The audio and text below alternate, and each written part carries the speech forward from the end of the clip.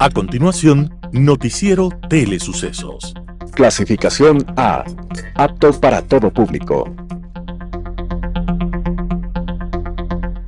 Un noticiero pensado para usted porque se lo merece.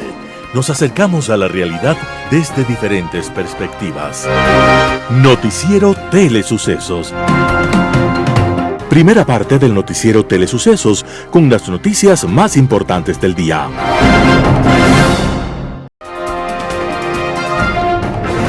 Un día como hoy. Corría el año de 1891 y el mundo conoció unas palabras que, si fueran comprendidas, podrían significar un alivio a la situación de muchos. Eran las palabras del Papa León XIII cuando pronunció la encíclica Rerum Novarum, declaración que buscaba aliviar los desequilibrios sociales. El Papa León XIII opinó sobre esa división anticristiana de la sociedad, donde los pobres poco tienen para enfrentar la vida y los que mucho poseen lo tienen todo y más de lo que necesitan, incluyendo el poder y los medios de producción. Esa encíclica era, de alguna forma, la resurrección de la palabra y del mensaje de Cristo, de compromiso con los pobres y los marginados de la tierra. Esa encíclica era una voz de solidaridad con los que padecen, con los que sufren cada día el desequilibrio sociopolítico del planeta y de una economía que solo consulta las cifras y no a los seres humanos. La Rerum Novarum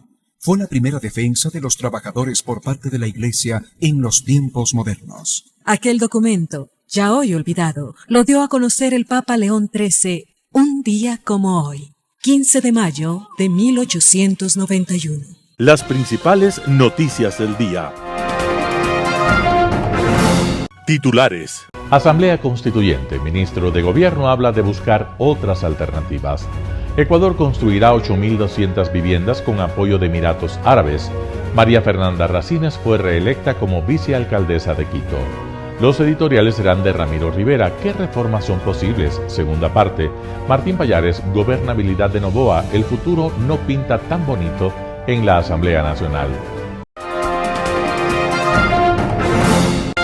Noticias del día. Asamblea Constituyente. Ministro de Gobierno habla de buscar otras alternativas. Aunque la Constituyente fue una de las propuestas de la campaña para la reelección del presidente Daniel Noboa, el ministro de Gobierno José de la Gasca moderó su discurso sobre la posibilidad de convocar a una Asamblea Constituyente. Según declaró, aunque la propuesta de una Constituyente no se descarta para el futuro, la reciente configuración de fuerzas en la Asamblea Nacional abre el camino para explorar otras alternativas. El ministro incluso señaló que el país no está interesado en ir a elecciones, sino que podamos resolver los problemas. Y si ahora, con una asamblea distinta, podemos resolver esos problemas, qué mejor. Por otro lado, De la Gasca adelantó que el presidente Daniel Noboa está próximo a enviar nuevos proyectos de ley a la recién instalada Asamblea Nacional, dirigida por un asambleísta de su organización política. No sería de sorprenderse si en las próximas horas ya existan proyectos de ley ingresando a la Asamblea. Hay algunos proyectos que se truncaron antes, el presidente tiene esa potestad y está trabajando arduamente, mencionó el funcionario. Según adelantó el ministro, los proyectos de ley que enviará el presidente serán de carácter económico, aunque habrá un énfasis especial en temas de seguridad. Ecuador construirá 8.200 viviendas con apoyo de Emiratos Árabes. Ecuador consolidó una alianza clave con Emiratos Árabes Unidos para fortalecer el acceso a viviendas de interés social. El acuerdo se consolidó durante el reciente viaje del presidente Daniel Noboa a Abu Dhabi. En la comitiva oficial también participó el ministro de Desarrollo Urbano y Vivienda, Humberto Plaza. Durante la visita oficial, la primera semana de mayo de 2025, se presentó ante el Fondo de Abu Dhabi para el Desarrollo un proyecto para construir 8.200 viviendas con una inversión estimada de $217 millones, señaló el ministro Plaza. Además, se firmaron acuerdos para mejorar la conectividad aérea, promover el turismo y fortalecer la seguridad. También quedó en firme el compromiso para financiar proyectos de desarrollo, incluyendo el de vivienda. El proyecto de vivienda será ejecutado por la Empresa Pública de Vivienda y Desarrollo Urbano, que subcontratará a constructores privados. Las viviendas se construirán en terrenos estatales ya identificados en ciudades como Quito, Guayaquil, Machala y Manta. Las casas tendrán un precio aproximado de $47.940 y estarán disponibles a través de créditos hipotecarios a 25 años con una tasa subsidiada del 4.99%. La ejecución del proyecto generará cerca de 20.000 empleos directos durante los 18 meses de la construcción. Además, se generarán miles de empleos indirectos vinculados a la cadena productiva. María Fernanda Racines fue reelecta como vicealcaldesa de Quito.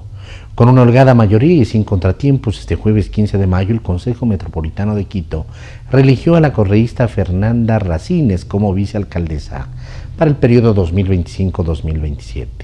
Según el Código de Ordenamiento Territorial COTAR, los cantones del país deben elegir o ratificar un vicealcalde a mitad del periodo de gestión. En Quito, el cargo debe ser asumido por una mujer para cumplir con el principio de paridad de género establecido en el 2020 por la misma norma legal. Racines, miembro del bloque de la Revolución Ciudadana, al igual que Muñoz, ya fue elegida con 22 votos a favor el 17 de mayo del 2023 y se convirtió en la primera vicepresidenta del Consejo. Antes de la sesión, 3 nombres figuraban para el cargo. El concejal Juan Fernando Báez de la Alianza Juntos por la Gente fue el encargado de presentar la moción para la reelección de María Fernanda Racines, pues sostuvo que debe haber estabilidad y continuidad. Por la reelección hubo 15 votos a favor, 7 en contra y 0 abstenciones. Racines es abogada de los tribunales y juzgados de la República, mediadora certificada de la Universidad Técnica Particular de Loja, UTPL. Es magíster en Fiscalidad Internacional por la Universidad Internacional de La Rioja en España, magíster en Derecho, mención Derecho Tributario por la Universidad Andina Simón Bolívar, especialista superior en tributario. El rol de la vicealcaldesa tiene formalmente la única función de reemplazar al alcalde en las sesiones del Consejo Metropolitano cuando éste se ausente. No obstante, el puesto podría cobrar mayor protagonismo si prospera la revocatoria contra Pavel Muñoz, que es impulsada por un grupo de la sociedad civil. Entrevista del día. En Radio Sucesos estuvo Héctor Yepes, director fundador de la Escuela de Gobierno de la UES.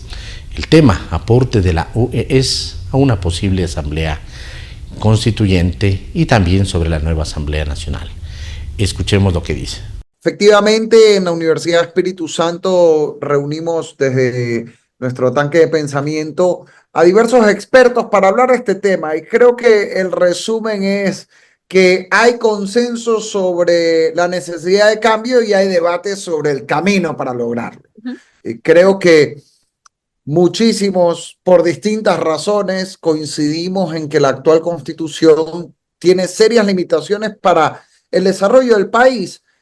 Para permitir, por ejemplo, recordemos los candados que hay en la inversión privada para el sector energético, que es tan importante, ahora que tal vez venga un estiaje pronto y que ojalá no volvamos a tener problemas, pero hay un tema de fondo, que es que necesitamos abrir a la inversión privada los sectores estratégicos del país. Necesitamos, por ejemplo, que se pueda pactar arbitraje en tratados internacionales, que es algo fundamental que pide cualquier inversionista y hoy los índices de inversión extranjera en el Ecuador están por el piso. Solo por citar 2 ejemplos de candados absurdos en la Constitución. Ahora, lo que creo que hay que cuidar es que no pasemos de un extremo al otro. No se trata, por ejemplo, de que la Constitución mañana diga tiene que haber arbitraje. No. Simplemente la Constitución no tiene que regular esos temas. Una Constitución no debe ser ni de izquierda ni de derecha.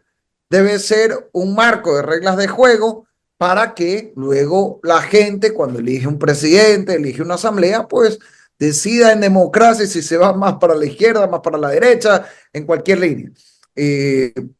Entonces, consenso hay en el cambio. Ahora, hay 3 vías, creo que actualmente sobre la mesa. Una es hacer reformas a la Constitución. Creo que eso hay que verlo ahorita a la luz de lo que ha pasado el día de ayer en la Asamblea Nacional. Si pensamos en reformas que vayan por la Asamblea, esto recordemos, hay varios caminos. Uno es la enmienda constitucional para hacer ciertos cambios que no alteran la estructura del Estado. Por ejemplo, ¿qué se puede hacer ahí? Debatir sobre el contrato laboral por horas, quitarle funciones al Consejo de Participación Ciudadana. Estos temas de inversión privada, arbitraje, también se pueden hacer por ese camino. Eso se puede hacer vía referéndum que llame el presidente directamente o vía asamblea. Si se hace por la asamblea, porque algunos dicen, bueno, ahorrémonos ir a una elección, pero no hay números en la asamblea para eso. Ayer el nuevo presidente de la asamblea, Nils Olsen, fue electo con apenas 80 votos. Eso es 3 votos más que la mayoría. Es el 52% de la asamblea. Y enhorabuena que haya sido electo, pero eso sí nos deja ver que el gobierno tiene mayoría. Creo que eso es positivo para el país, pero no es una mayoría holgada como para decir, pues con esto vamos a enmendar la Constitución directamente en la asamblea. Otro camino es la reforma, que se necesita cuando hay cambios a la estructura del Estado. Pensemos, por ejemplo, en que no se le quite funciones al Consejo de Participación Ciudadana, sino en su eliminación por completo. Eso cambiaría la estructura del Estado, eso requiere una reforma. Eso significa que hay que ir a la Asamblea y luego ir a un referéndum. Solo que ahí en la Asamblea se requiere la mitad más uno y no 2/3. Y de nuevo, hay que ver si hay esos números en la Asamblea, porque que haya 80 votos para elegir al presidente de la Asamblea el día de ayer no significa que esos 80 coinciden en los temas, ¿no? Recordemos que en el periodo del presidente Lasso hubo votos para nombrar a Guadalupe Llori y luego Pachacuti lideró el intento para destituir al propio presidente. Entonces, cuidado.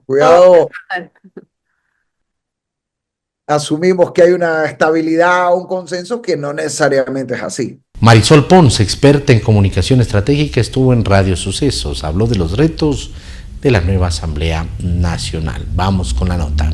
Yo sí creo que puede ser considerado una aplanadora. Está claro que la meta del presidente Daniel Noboa, esa meta que se puso desde el año pasado de apuntar a un crecimiento en la Asamblea Nacional, un crecimiento que le dé espacio de maniobra, que lo desbloquee, como ya lo hemos visto en los años pasados, cuando el correísmo dejó de ser mayoría absoluta, pero mantuvo siempre un bloque importante, que hoy aún así lo tiene, con 66 asambleístas. Es una aplanadora en tanto y en cuanto el oficialismo cuente con los votos de Pachacutic y con los del PSC. No creo yo que es una alianza pegada con baba, creo que más bien es una alianza en el corto plazo, porque en política vivimos con mañana y pasado mañana, pero sí le va a permitir una holgura que no hemos visto en los últimos gobiernos. Así es, no hemos visto además lo que ha pasado con la Revolución Ciudadana desde que llegaron, desde la Constitución del 2008 y la primera vez que llegaron a la Asamblea Nacional. Se quedan sin nada teniendo un buen número de asambleístas, no tienen nada en la directiva de la Asamblea. Sí, realmente es sorprendente lo que sucedió ayer, ese registro del bloque de la gente, como lo denominó el asambleísta Chávez, y que el bloque de la Revolución Ciudadana finalmente no quede ni en 66, sino en 49. Ahora, yo no sé cuál es la percepción de ustedes, pero a mí no me termina de quedar claro cuál es la diferencia entre este bloque de la gente y el bloque ciudadano. Realmente ver perfiles ahí, por ejemplo, como el de Paola Cabezas, como el de Mónica Palacios, como el de Javier Lazo, no me queda claro qué es lo que termina por decantar esta división. Otra cosa que también llamó la atención ayer fue que el asambleísta Patiño entró en una especie de perfil bajo, como último en la fila de esta marcha que hicieron al ingreso de la asamblea, pero terminó siendo el vocero, o por lo menos quien manifestaba su discordancia con lo que sucedía ayer, ¿no? Ahora, no sé, tú dices la diferencia entre este bloque de la gente y el bloque de la Revolución Ciudadana. Correcto, este desmembramiento. En el pasado yo lo llamé, cuando Construye le pasó algo similar, yo lo llamé un adelgazamiento del bloque, ¿no? Pero aquí no es un adelgazamiento porque no tenemos claro cuáles son las divisiones, en qué momento van a votar juntos, no van a votar juntos, si es un tema cosmético o si hay diferencias profundas en cuanto al liderazgo de la Revolución Ciudadana. No se termina de entender y creo que es algo que queda todavía por dilucidar. Ahora, bueno, en todo caso, esto se verá en las votaciones, ¿no? Se verá este Por bloque de supuesto. la gente encabezado por el asambleísta Raúl Chávez, cómo va a votar, si va a votar con el correísmo, para qué se salió, y si va a votar con ADN, sería entendible para qué se salió. Pero claro, esto, por ejemplo, el viernes va a ser una buena prueba porque el viernes se reparte en comisiones. Ujú. Correcto, correcto. Porque por eso decía yo que el camino está por dilucidarse. Si de repente este bloque de la gente, como lo quieren como lo han llamado, de repente va a empezar el juego de las abstenciones, ¿no? Que sería un juego como muy propio. Si lo que quieres es mimetizarte y lo que estás es buscando maquillar una no orientación, pero sí afiliación al poder. Eso lo tendremos que ir viendo poco a poco, pero sí, digamos, ya es sorprendente esta división. Marisol, buenos días. Bueno, hablemos de las minorías porque cómo queda, por ejemplo, Pachacuti. Se habla de los 6 legisladores extraviados de Pachacuti. ¿Cómo queda el Partido Social Cristiano también con esto? ¿Y qué podemos esperar respecto a los retos que tiene ahora el oficialismo para aglutinar a estas dos fuerzas minoritarias de cara bueno, al plan que tenga de gobierno, para las leyes? ¿Cómo vemos esta situación? Podríamos pensar que es una fragilidad que tiene por allí el oficialismo. ¿O cómo vemos todo esto? Gracias, Verónica. Sí, yo sí creo que puede ser interpretado como una fragilidad, porque de repente estos mini bloques son los votos de oro. Son 4 votos por el PSC, 6 votos de Pachacutic, por ahí un par de independientes que antes eran RC y ahora no se sabe qué son. Entonces son votos que de repente tienen una relevancia sustancial justamente por esta polarización. Lo que pasa es que creo que estos 4 votos, por ejemplo, del PSC, o esos 6 votos de Pachacuti, que inicialmente eran 9, que entraron jugando con un rol importantísimo porque terminaban por decantar finalmente la tendencia, cambia esto con la división de la Revolución Ciudadana. Si la Revolución Ciudadana se hubiese mantenido en este bloque de 66 inamovible, como ha trabajado en el pasado, recordemos que de los pocos disidentes, Ferdinand Álvarez, hoy claramente ADN. Quiero decir, con este cambio de la Revolución Ciudadana cambia el tablero y decanta de una manera distinta el aglutinamiento de votos según los proyectos. Ahora, yo esta mañana veía esa entrevista, Milton, al ministro de Gobierno, y él decía que no nos sorprendamos de que ya empiecen a ingresar proyectos de ley lo más pronto posible, y él lo decía en términos de las urgencias en materia económica y en materia de seguridad. Creo que justamente esta configuración de la Asamblea y le iremos viendo en función de justamente esos proyectos y el proceso de revivir cosas que estaban semi-muertas. Entonces, en ese sentido, el comportamiento del bloque de la gente, es decir, léase el bloque liderado por el asambleísta Chávez, va a determinar el peso que puedan o no tener el PSC y Pachacutic. En Impacto Informativo, Juan Manuel Fuertes, analista político, habló acerca de la elección de nuevas autoridades en la Asamblea Nacional. Escuchemos lo que opina.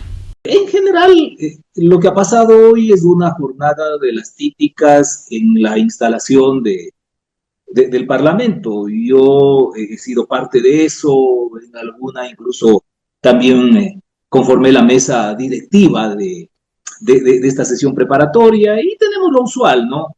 Un poco de jaleo de quienes no están en la mayoría, los típicos discursos refundacionales, todo lo que antes se hizo estuvo mal, ahora conmigo el paraíso se abre, en fin.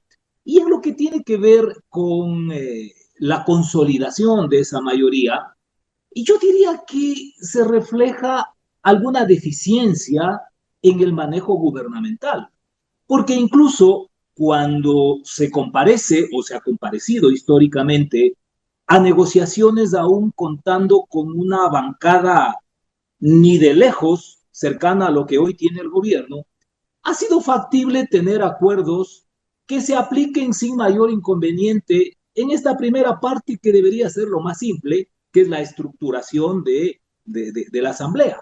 Pero hemos visto que ha habido un poco de sobresaltos, independientemente de esta bronca interna que tienen en Pachacutic, para la designación de la totalidad de miembros del Consejo Administrativo de la legislatura.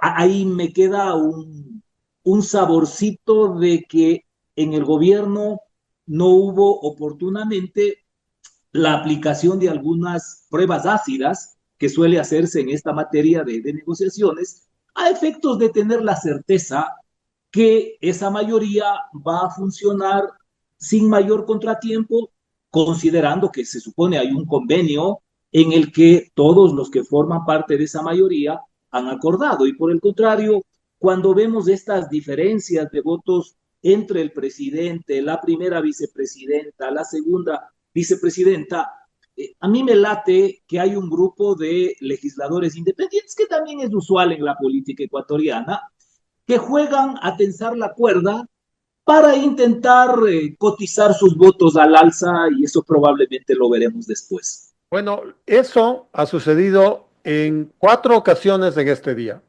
porque en este momento está suspendida la sesión parlamentaria. Suponemos que están en tratativas y en diálogos para viabilizarla. Faltan por determinarse al segundo y tercer vocales del CAL y a secretario y prosecretario. Lo que se ha podido ver durante el día, sin necesidad de que lo comenten los protagonistas, es que independientes, Partido Social Cristiano y 6 asambleístas de Pachacutic, en su momento, como tú dices, han tensado la cuerda y no han dado sus votos, han preferido abstenerse, de manera que no se ha llegado a los 77 votos que ahora son necesarios para cualquier tipo de designación. Se llegó a 75, se llegó a 76, en un caso se llegó a 72. Ahora a los años se ha tenido que apelar a la rectificación de la votación en 2 ocasiones. Es lo que digo, esto refleja que ha habido un desajuste en el cierre de los acuerdos como producto de las negociaciones que ha llevado adelante el gobierno, y esto, como señalaba, implica que no ha habido la sagacidad necesaria desde el Ministerio de Gobierno para, entre comillas, someter a prueba la posición real de algunos asambleístas. Y hoy estamos viendo que se alejan un poquito de la zona de Candela, a efectos que desde allí deban ser llamados a dialogar, y eso implica que van a negociar desde una condición ventajosa, porque está claro que esos votos hacen falta para inclinar la balanza. Pero esto es típico en la política del Ecuador, y cuando no existe la suficiente experticia para la negociación política, estos cabos sueltos empiezan a aparecer. Claro, en esos casos no importa lo voluminoso que sea el bloque, porque ADN tiene 70 legisladores fijos. Pero por eso, Edgar, que es más llamativo, porque hemos sido parte de negociaciones políticas partiendo de una bancada oficial absolutamente inferior en números a lo que hoy tiene el gobierno, lo cual, considerando que es enorme la bancada que fue electa en las listas legislativas de ADN, digo, es incomprensible que la negociación política adolezca de estas fallas que estamos observando. Tenemos el día de hoy la presencia, y le damos la bienvenida a Leticia Herrera, y es presidenta de la Fundación de Esclerosis Múltiple, FUNDEM. Vamos a hablar sobre la actualización del cuadro de medicamentos básicos, pero iniciemos un poco por el tema de la esclerosis múltiple, porque esta es una enfermedad en la cual además se requieren, sobre todo en el tema de ciertos medicamentos relacionados con corticoides y con medicamentos que son básicos, cuando existe una recaída, ¿no? Existen varias recaídas dentro de lo que es el tema de la esclerosis múltiple. Contémosle a la gente un poquito para hacerle refrescar en la memoria lo que es la esclerosis múltiple. Bueno, muchas gracias por la invitación. Buenos días. Primero comentarles que a propósito de su pregunta, este 30 de mayo se conmemora el Día Internacional de la Esclerosis Múltiple. 30 de mayo. 30 de mayo. Un día en que toda la comunidad de esclerosis múltiple se viste de color naranja. Este color hace alusión a la expectativa que tenemos para que cada vez mejore la investigación y consecuentemente así mejore la calidad de vida de las personas que conviven con esta patología a nivel global. Es así que varios países nos unimos aprovechemos para conmemorar este día y hacer visible también esta enfermedad y los pacientes que la tienen. Es así que estaremos nosotros a través de la ayuda del municipio de Quito iluminando uno de los monumentos emblemáticos de aquí de la ciudad, de color naranja. Esto, por cierto, se hace a nivel mundial, entonces estamos unidos en esta campaña mundial. Lo que queremos, repito, es mayor visibilidad de esta patología, la sensibilización a la ciudadanía en general y, por supuesto, que los investigadores aboquen sus esfuerzos a tener más oportunidades, más expectativas para los pacientes. ¿Qué es la esclerosis múltiple a partir de eso? A partir de ello, la esclerosis múltiple es una enfermedad neurológica, es una enfermedad autoinmune, afecta principalmente a adultos jóvenes de entre 20 a 40 años de edad. Principalmente en ese rango. Y eso es importante y me gustaría hacer énfasis en lo dicho, porque es cuando una persona empieza su vida profesional, en muchos casos, su desarrollo familiar, exactamente, que a lo mejor está buscando ya tener una pareja, tener hijos, etcétera, y en ese momento llega a la vida de uno el diagnóstico de esclerosis múltiple. Es una enfermedad que lastimosamente no tiene cura, pero sí existen medicamentos que detienen la progresión de la enfermedad, lo que hace que el paciente pueda involucrarse en su vida social, laboral, de una manera, digamos, adecuada. Sin embargo, si el diagnóstico no es oportuno y no tiene acceso a medicamentos, ahí es cuando se da la catástrofe de que definitivamente esta enfermedad va acumulando discapacidad. El paciente puede llegar a tener que utilizar una ayuda técnica, me refiero a un andador, un bastón, una silla de ruedas. Eso es lo que queremos, un diagnóstico oportuno. La mayoría de enfermedades raras son genéticas, el 80% de ellas. Sin embargo, en el caso de la esclerosis múltiple, además, es autoinmune, ¿no? Ya, y cuando digo genéticas, ¿me puedo referir a que existe un antecedente o a una alteración genética que se da en ese individuo? Es una alteración genética, no hay estudios todavía concluyentes. No necesariamente hereditario, sino no necesariamente es hereditario, no hay estudios concluyentes en el tema de esclerosis múltiple. Parte de las posibilidades es que se debe a la falta de vitamina D. Entonces, por eso hace muchos años atrás, hablar de esclerosis múltiple en el Ecuador se decía que era poco usual o casi improbable, mejor dicho, porque es una enfermedad propia de países nórdicos donde no hay, digamos, que la vitamina D a través de su fuente principal, que es el sol. Nosotros, al estar cruzados por la línea ecuatorial, no debería haber esclerosis múltiple por este tema de la vitamina D.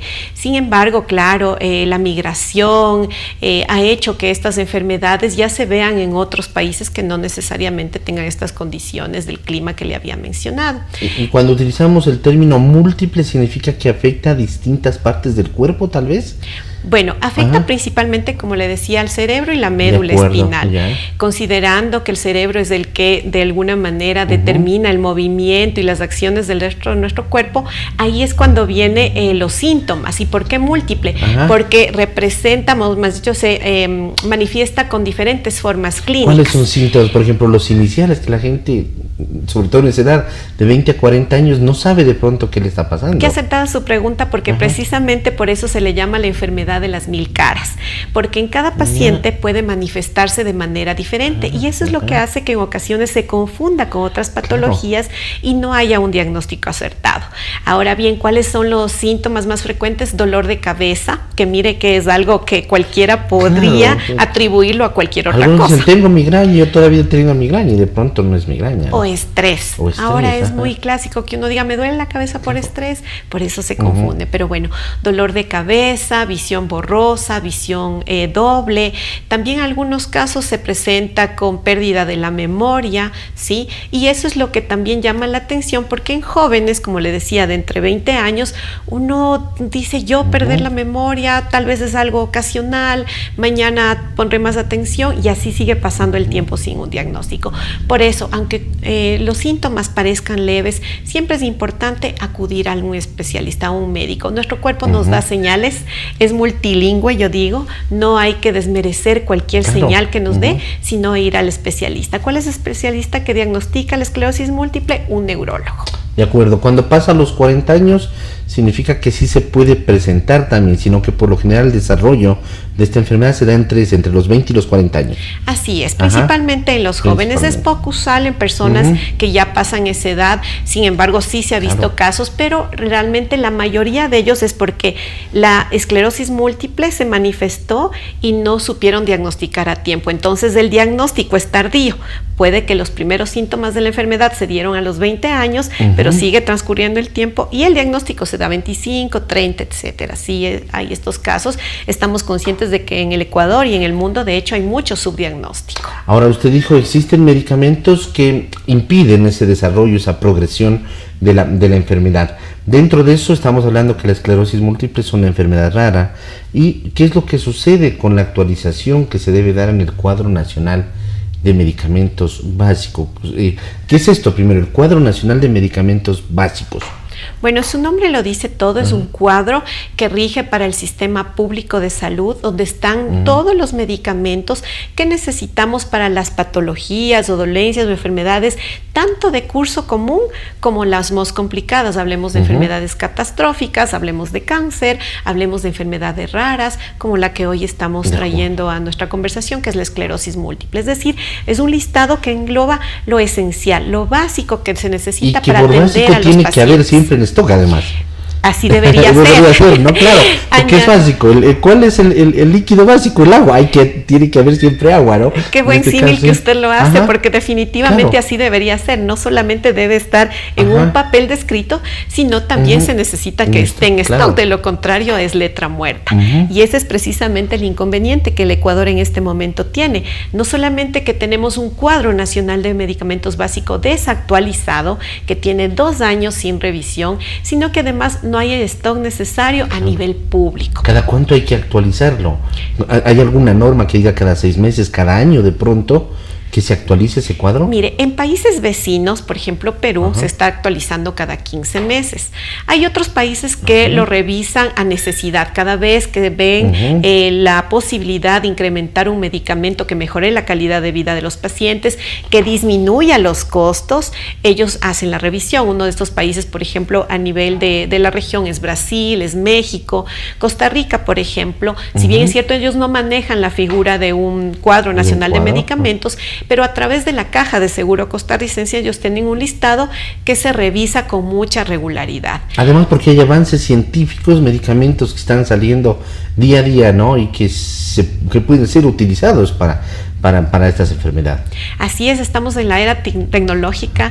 La inteligencia artificial tiene sus efectos a todo nivel. La medicina no está lejos de ello. Los investigadores hacen esfuerzos para encontrar alternativas para este tipo de pacientes, los cuales una vez que estén aprobados por los organismos de control internacional, hablemos de FDA y EMA, obviamente que deberíamos nosotros acogerlos para lo que usted dice, mejorar la calidad de vida de los pacientes y disminuir los costos a los cuales el Estado está obviamente responsabilizado de hacer.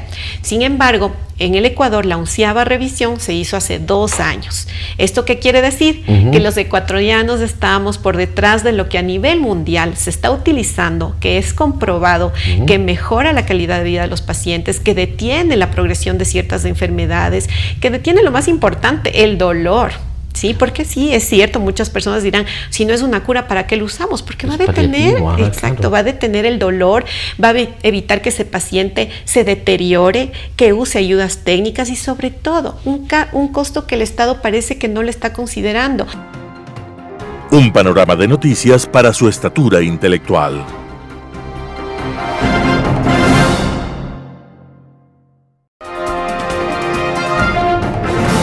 Editorial. ¿Qué reformas son posibles? Artículo de Ramiro Rivera, segunda parte, publicado en El Comercio. He leído cientos de páginas de las actas de la Asamblea Constituyente de Montecristi. No dramatizo si asevero que los 10 dedos de las manos están de más para identificar a los asambleístas que sabían lo que votaban. El resto no tenía la más remota idea, ni una minúscula noción de lo que hacían ahí. El pensamiento desocupado, la ausencia del Homo sapiens, una pavorosa vacuidad, encandilados de ideologismo y ofuscados de romanticismo socialista, rabiosos de rencor, lo que explica el flojo, dilatado y fastidioso texto aprobado. Monumento al servicio del autócrata que los fascinaba.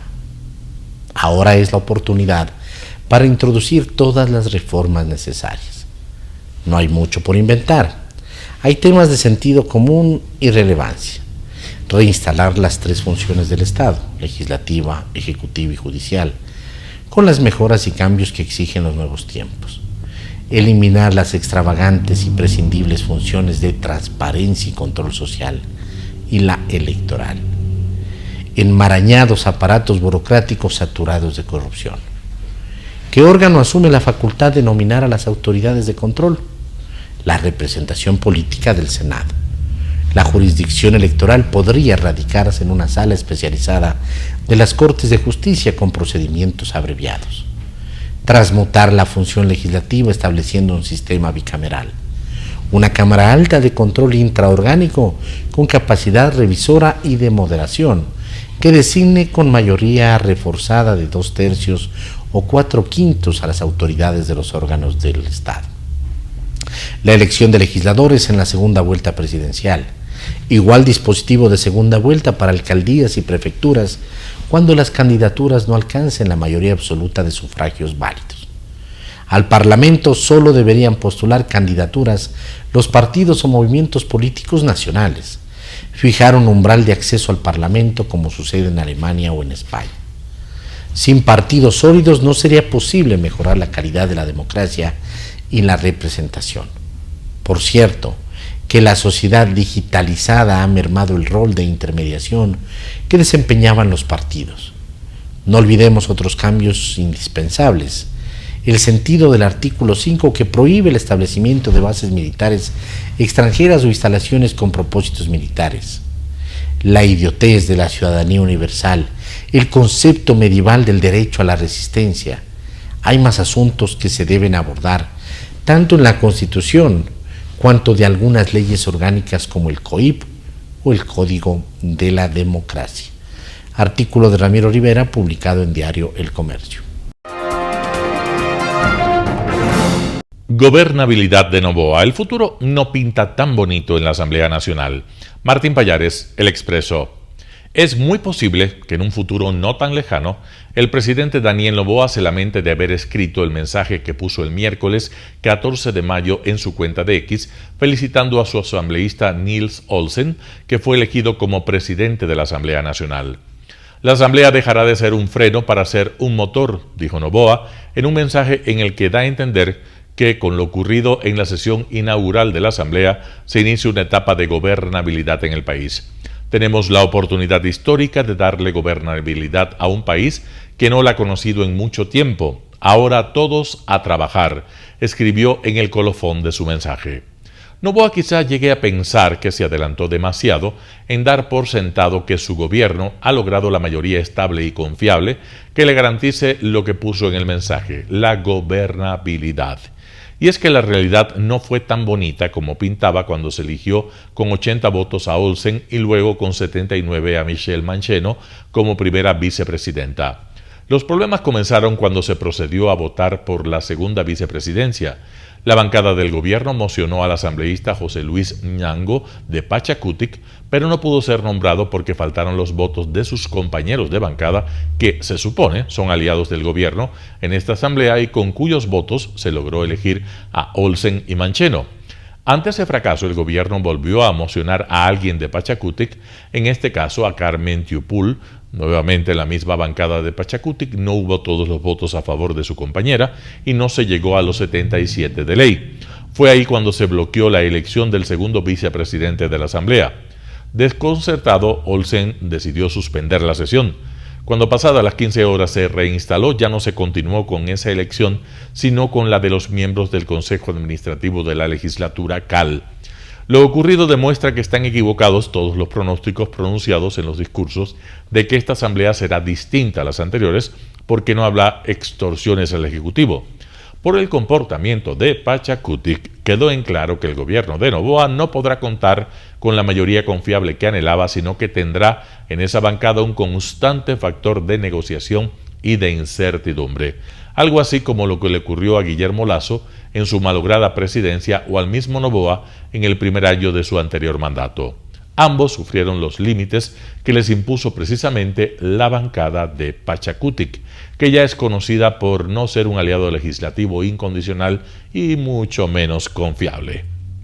Precisamente, cuando se suponía que al menos 6 de los 9 asambleístas de Pachakutik iban a dar sus votos al gobierno en la sesión inaugural, esto no ocurrió. A la salida de la sesión, la legisladora Mariana Yumbay, de esa bancada, dijo que se investigará la división en Pachakutik y que el hecho de que no hayan dado todos sus votos por Nango o Tiupul significa que no están ni con el gobierno ni con el correísmo. Sus declaraciones dejaron en claro que los votos de Pachakutik estarán en subasta permanente, ya sea para el gobierno o ya sea para el correísmo. La sesión, en efecto, arrancó como si fuera el prólogo de una mayoría en la que el gobierno podría confiar tranquilamente. Si bien Olsen fue elegido presidente por 80 votos, es decir, apenas con 3 más de los 77 que necesitaba, y Michel Mancheno con 79, solo 2 más de los necesarios, lo ocurrido es un campanazo de los riesgos que se pueden venir en el futuro para Noboa. Es evidente que la bancada de gobierno de ADN y su socio el Partido Social Cristiano van a necesitar al menos 6 votos de otros sectores para aprobar leyes.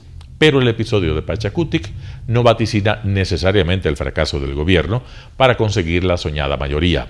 Poco antes de instalarse la sesión, el asambleísta Raúl Chávez del movimiento Reto, que fue parte del correísmo en las elecciones, anunció que al menos 17 legisladores de la bancada de la Revolución Ciudadana serían parte de lo que él llamó la bancada de la gente. Se trata de un posible bloque articulado alrededor de Reto, el movimiento del alcalde de Guayaquil, Aquiles Álvarez. Aquí podría estar la fuente de los votos faltantes para la mayoría y conseguir la gobernabilidad de la que habla Noboa. Sin embargo, esta posibilidad tampoco tiene la incondicionalidad deseada. Aquiles Álvarez tiene un grave problema legal por las denuncias hechas por el gobierno por contrabando de combustibles y no sería sorpresa que negocien votos a cambio de presiones del gobierno ante el sistema judicial o la fiscalía.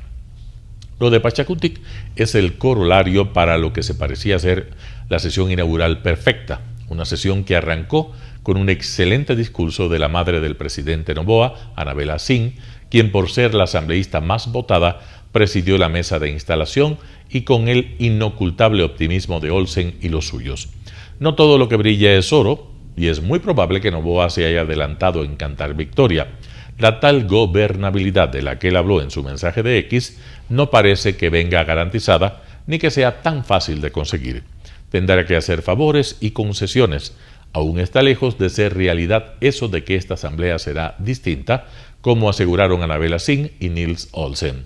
Martín Pallares, El Expreso. Noticias internacionales. Grecia impone una tasa al turismo de cruceros. Grecia impone una tasa al impuesto de cruceros. Este verano las islas griegas eran más caras para los cruceristas. El gobierno griego ha decidido imponer un impuesto que, según afirma, se utilizará para mejorar las infraestructuras portuarias del país. La decisión ha provocado la reacción de las compañías internacionales de cruceros. We think it's quite steep and we were hoping for a little bit of a better response for the government working with us more on solutions rather than an immediate, very high tax. And we are still hoping that they'll revisit that and they'll look at us, at our total contribution and kind of engage with us at more of a detailed level as to what we bring to the country. La tasa de crucero será de 20 euros para Mykonos y Santorini y de 5 euros para el resto de las islas griegas. Una mayor tasa en Mykonos y Santorini servirá para hacer frente al turismo excesivo en las dos islas más populares, según afirma el gobierno griego. I think it will not discourage the guest of having the wish to travel to a certain place when he or she only has a certain period of time where he or she can travel. So I'm not quite sure whether that will really benefit or discredit a certain destination. We do understand that obviously there's an impact with the cruise industry.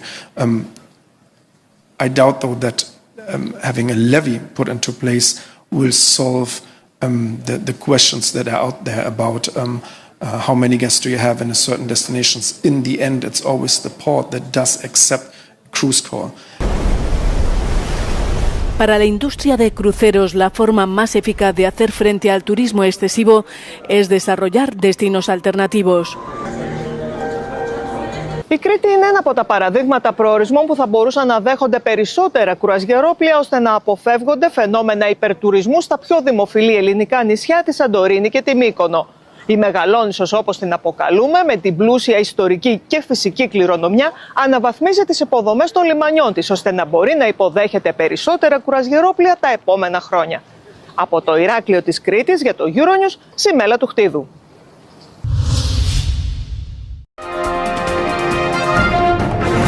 Hungría presenta una ley, estilo Rusia, para perseguir ONGs y medios independientes. Hungría ha aprobado un proyecto de ley para castigar a las organizaciones que acepten financiación extranjera si, por ejemplo, influyen en el debate democrático o retratan negativamente el Estado de Derecho en Hungría. El proyecto de ley sobre transparencia en la vida pública, presentado bajo el nombre del eurodiputado del Fidesz, János Halas, se publicó en la página web del Parlamento el martes a medianoche. Es el caso de la página web Adlatszó, que denuncia la corrupción del gobierno.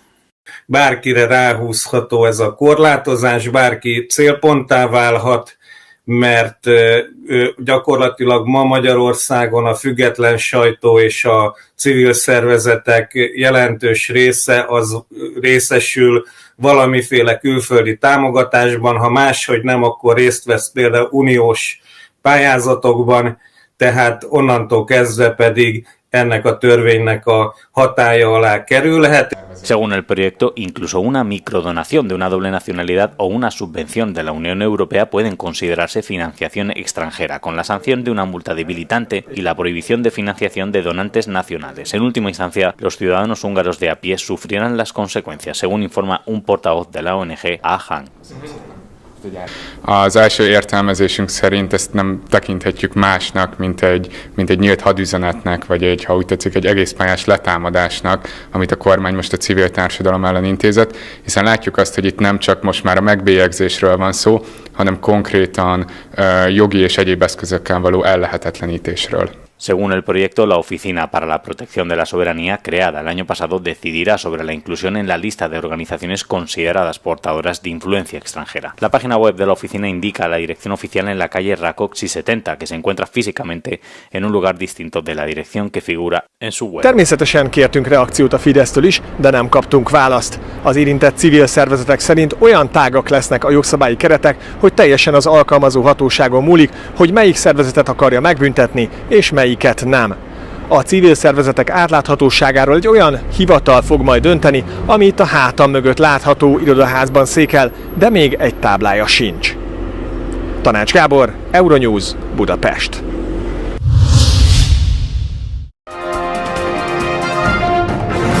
Al menos 54 muertos en un ataque israelí contra la ciudad gazatí de Han Yunis, según un hospital. Al menos 50 personas murieron en un ataque aéreo israelí nocturno contra Khan Yunis, en Gaza. Es la segunda noche consecutiva de intensos bombardeos después de que los ataques aéreos del miércoles mataran al menos a 70 personas. El ejército israelí aún no ha hecho comentarios sobre los ataques. Sin embargo, el primer ministro Benjamin Netanyahu prometió a principios de esta semana que Israel intensificaría sus operaciones en Gaza con toda su fuerza. Esto se produce mientras el presidente de Estados Unidos, Donald Trump, se encuentra actualmente de visita en Oriente Medio, que sin embargo no incluye a Israel. Muchos esperaban que su viaje a la región propiciara un acuerdo de alto el fuego o la reanudación de la ayuda humanitaria a Gaza.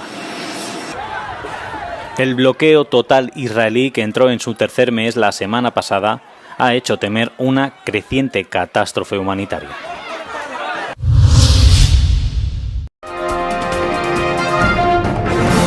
Telesucesos Sports. Deportes, deportes, deportes. Todas las tardes, 4 horas de lunes a miércoles, de 14 a 17 horas. Los jueves y viernes, 6 horas, de 12 a 20 horas, desde Arena Telesucesos. Transmisiones en vivo, siempre Ecuavóley y luego Deportes para recordar. Todas las tardes, deportes en Telesucesos Sports, bajo la dirección del arquitecto David López. La visión objetiva de quien vive el deporte. Sucesos deportivos, visión de un equipo de opinión joven de comunicadores. Telesucesos, llegamos con nuestra señal a los sectores populares de nuestra ciudad. Quienes no tienen televisión por suscripción atenderán nuestra señal sin costo en Canal 29 UHF Telesucesos. Siempre ecuatorianos, resaltamos nuestra identidad. El básquet, esgrima, tenis de mesa, taekwondo, box y muchos deportes más en Telesucesos Sport, sin costo desde la comodidad de su hogar en Telesucesos Canal 29. Arena Telesucesos es una importante y funcional edificación cubierta dispuesta para la práctica y desarrollo de eventos del Ecuavóley. Si deseas asistir a los encuentros en vivo de Ecuavóley, comunícate con nosotros a los números de teléfono 2021-224 o al 0989-973-725. Ven con tu familia y amigos a vivir la emoción del Ecuavóley. Emoción sin límites los días jueves y viernes desde la comodidad de su hogar. Resaltamos nuestra identidad como ecuatorianos iniciando transmisiones en Telesucesos del Ecuavóley, que representa, luego del fútbol, el deporte más popular de nuestro país y el que practican los ecuatorianos residentes en muchos países del mundo. Nuestra señal será transmitida en directo por televisión abierta en la ciudad de Quito y a través de las redes sociales a todo el país, así que llegará a Estados Unidos, España e Italia, creando a través del Ecuavóley un nexo fraterno entre ecuatorianos y entre los inmigrantes de nuestro país. Anuncie en Telesucesos Sport y llegue con nosotros a lo más importante del deporte popular. Telesucesos, con sus transmisiones, jerarquizará esta práctica deportiva, convocando importantes competencias de Ecuavóley dentro y fuera del Ecuador. Llegando con deportes no atendidos por los medios de comunicación que han concentrado su acción en el fútbol. El tenis, box, golf, racquetball llegarán a su pantalla de televisión en tiempo real a través de Canal 29 UHF, competencias que podrán ser atendidas a través de Facebook, YouTube y vivir los encuentros deportivos en directo y en tiempo real. Esté atento a nuestros horarios especiales de transmisión los fines de semana y feriados. Usted y su familia disfrutarán desde la comodidad de su hogar de las emociones del Ecuavóley, deporte tan nuestro. Somos inéditos y para ello disponemos de un escenario cubierto propio, Arena Telesucesos, desde donde transmitimos nuestros encuentros masculinos y femeninos de este deporte. Simple y gratuito. Llama a nuestros números de contacto 2021-224 o al 0989-973-725 y regístrate como invitado especial para nuestros eventos en vivo. Arena Telesucesos, el escenario cubierto para la práctica del deporte 100% ecuatoriano, el Ecuavóley. Telesucesos es un canal de televisión que incorpora a su programación manifestaciones culturales y deportivas que marcan la identidad de nuestro país. Consideramos que el Ecuavóley es una manifestación deportiva con partida de nacimiento popular y nombre propio ecuatoriano. Arena Telesucesos, funcional espacio cubierto para la práctica y desarrollo del deporte. Arena Telesucesos, el escenario para campeones. Arena Telesucesos atiende deportes de su preferencia: básquetbol, tenis de mesa, esgrima, taekwondo, fútbol sala, box, halterofilia. ¿Cómo llegar? Nuestras instalaciones se encuentran en el norte de la ciudad, en un sector de gran crecimiento y desarrollo urbano al que se accede a través de la vía E35, más conocida como la Avenida Panamericana Norte. Desde el centro comercial El Portal, a 2 kilómetros a la derecha, se encuentra la calle García Moreno, antiguo camino a Llano Grande, una arteria en la que se desarrollan dinámicos comercios. Junto al Centro Comercial Ciudad Alegría, a 100 metros, hemos llegado a nuestras instalaciones, Arena Telesucesos, la cancha del Ecuavóley. Por fin tiene usted un espacio de difusión de su deporte preferido. Telesucesos, el canal de televisión siempre inédito. El noticiero Telesucesos es retransmitido de lunes a viernes a las 7 horas por Radio Planeta Sur 106.1 FM de la ciudad de Loja. Noticiero Telesucesos. Las opiniones vertidas en este espacio por la producción y dirección del programa son de exclusiva responsabilidad de sus autores y de quienes intervienen en ellos.